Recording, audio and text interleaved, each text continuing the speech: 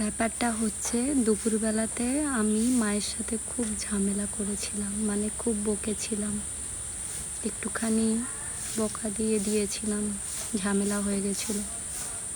তাই একটুখানি মাকে নিয়ে ঘুরতে যাচ্ছি, সেটার জন্য নয়, বাট যেহেতু দুপুরবেলাতে একটু বেশি বকে দিয়েছিলাম, তাই যাচ্ছি এতবেলা দোকানে, যাতে করে বকাটা না মনে রাখে, একটু খুশি হয়। আসো।